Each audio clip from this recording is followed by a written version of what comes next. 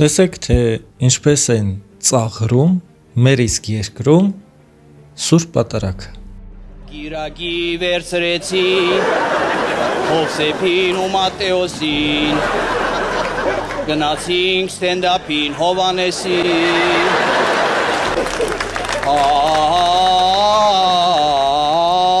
այդ իշքան խժացինք, լավ։ Տեսեք, թե ինչպես են մարդիկ նստած, ներողություն, բայց էշի պես զռում դիվային ճակերտավոր հումորների վրա։ Բարլուս Անգելինա։ Բարև գապոծա։ Իմ սմենը չհրասատել եմ ով ինչի ցավոտերը տնգել։ Ոյ, գիտես, հրեշտակի կծու թևիկներ են պատվիրել։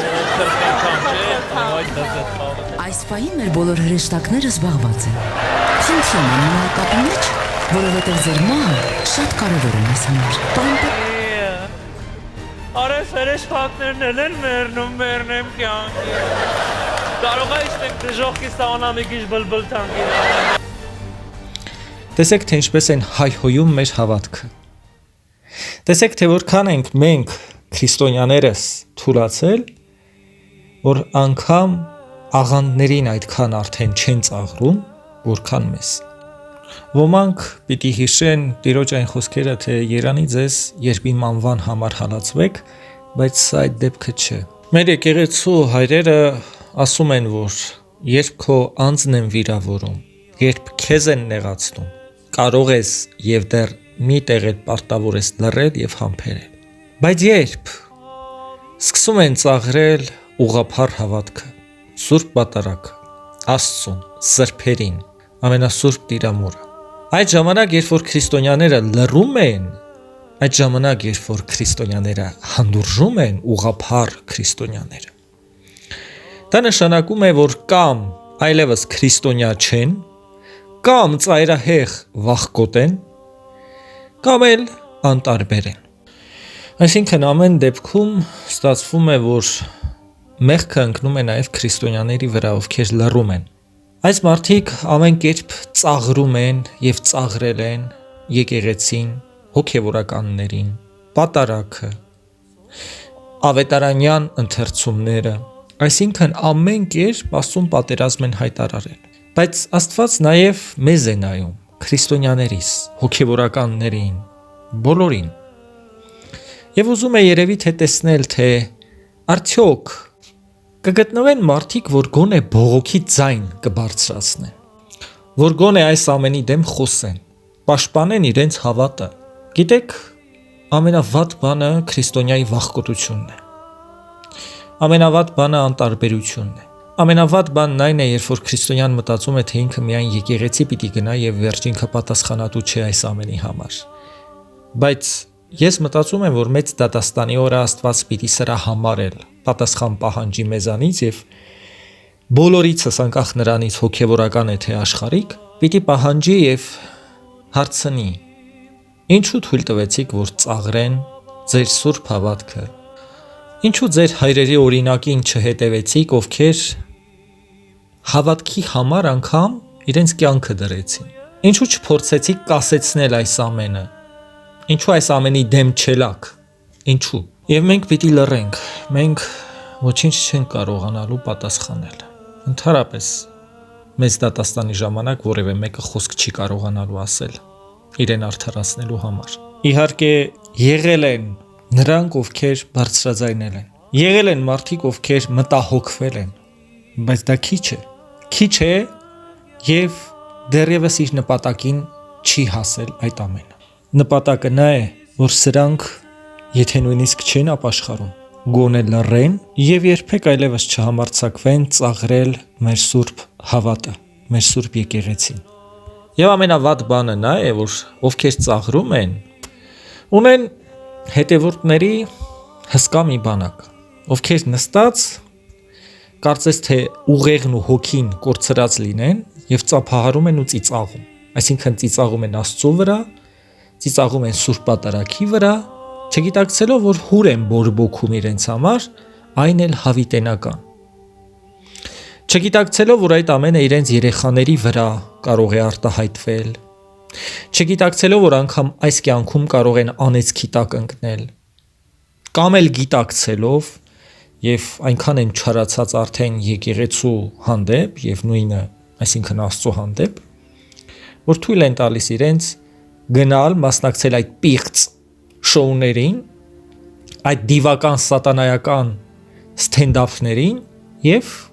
ծիծաղել այդ ամենի վրա։ Չեմ խոսում նրանց մասին, ովքեր մեկնաբանություններում են այդ ամենը խրախուսում,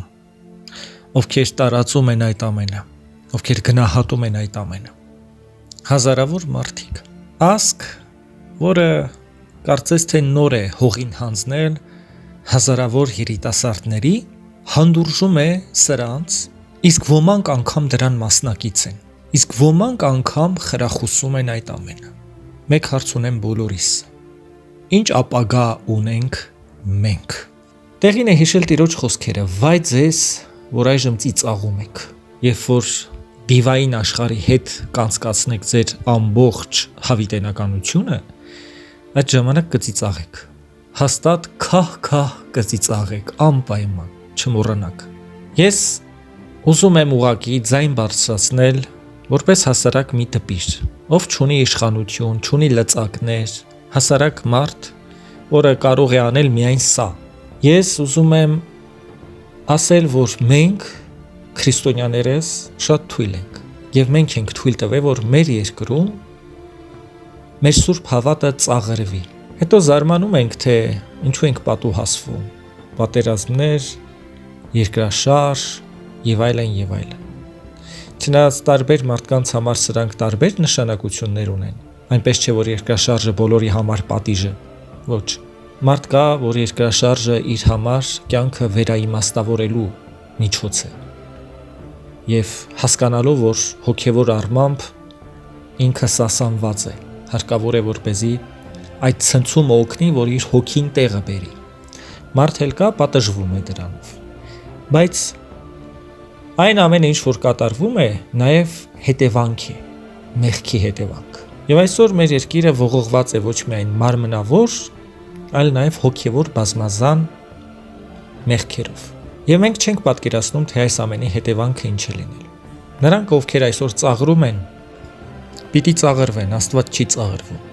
Աստված չի կարող ծաղրվել։ Աստծո համբերատարությունը, երկայնամտությունը այնքան շատ է, անսահման է, ավելի ճիշտ։ Եվ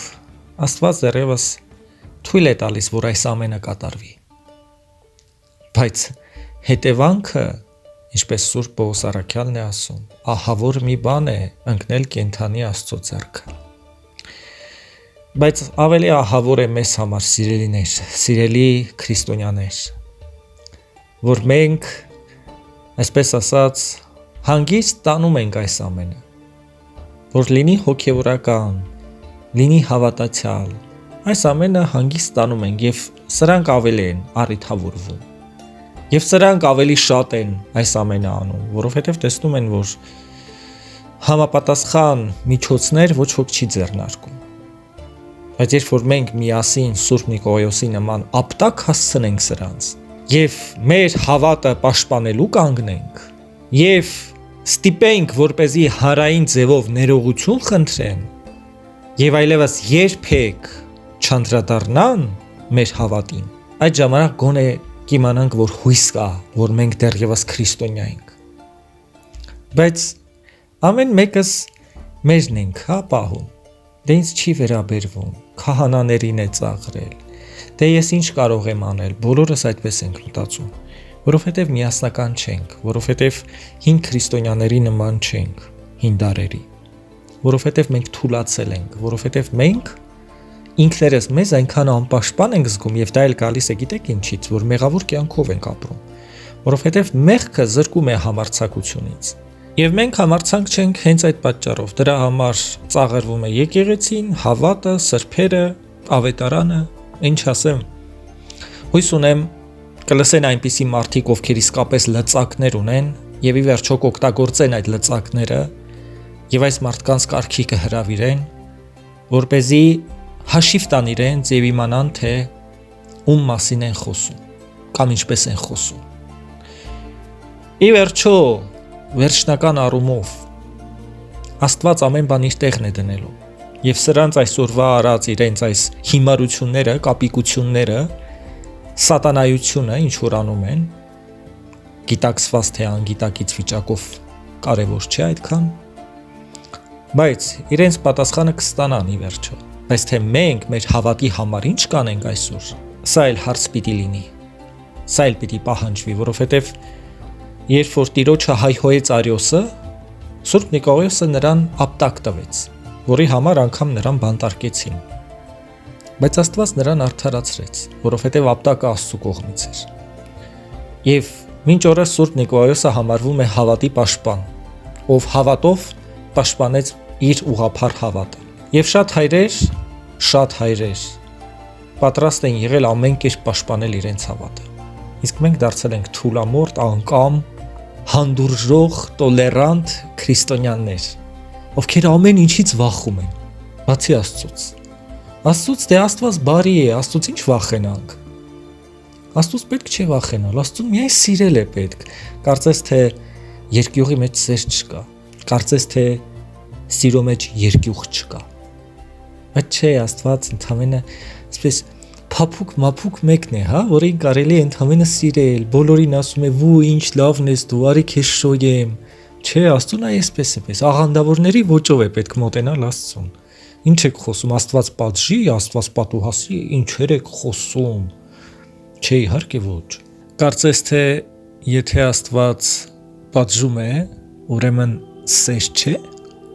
բայց չէ որ մենք գիտենք, որ Աստված պատժում է։ Եվ Սուրբ գրքում բազում օրինակներ կան, եւ անգամ Սուրբ Առաքյանն է գրում դրա մասին, որ Աստված կարող է խրատել, հանդիմանել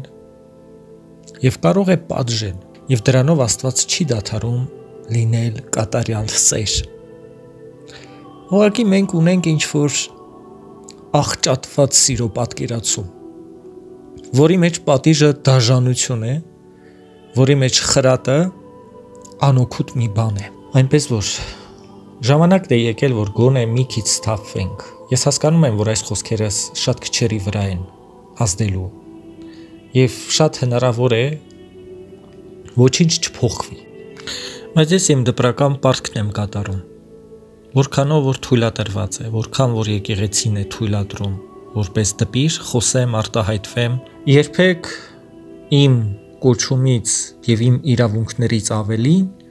ոչինչ չեմ ուզում անել։ Որպես քրիստոնյա, երբ որ անձնապես կհանդիպեմ, ես իմ քրիստոնեական պարտքը կկատարեմ։ Բայց որպես դպիր եւ որպես մարդ, ով որ հանրային գործունեություն է ծավալում, իրավունք ունեմ ասել այսքանը եւ կատարել այսքանը։ Եվ իմ իրավունքների սահմանում անում եմ այն ամենը, ինչ կարող եմ։ Եթե ամեն մեկս անենք այն ամեն ինչ կարող ենք, ամեն մեկն իր տեղում եւ ամեն մեկն իր իրավունքների չափով, հավատացած եղեք, այս մարդիկ երկյուղ կունենան։ Ի վերջո կհասկանան, որ քրիստոնյաները թուլամորտ, անողնաշար ճիճուներ չեն, ում կարելի է տրորել, թքել քրիստոնյաների երեսին, հավատի վրա, սրբությունների վրա եւ անցնի գնա։ Մեզ այդպիսին են պատկերացնում։ Թե աղանդները, թե այս ծաղրածուները, թե մնացած նրանք, ովքեր քրիստոնեության հետ ընդհանրապես կապ չունեն։ Հեթանոս կլինի, աղանդավոր կլինի, յոգ կլինի, ով ուզում է լինի։ Սրանք մտածում են, որ քրիստոնյաները թուլամորթ են, այսինքն կարելի է օգտվել քրիստոնեական արժեքներից եւ նեղացնել, կարելի է հավատը տրորել, կարելի է սրբությունները հայհոյել, ամեն ինչ կարելի է անել, առանց հասկանալու, որ երբ որ մարդու անձին են կպչում, այդ մարդը կարող է լռել,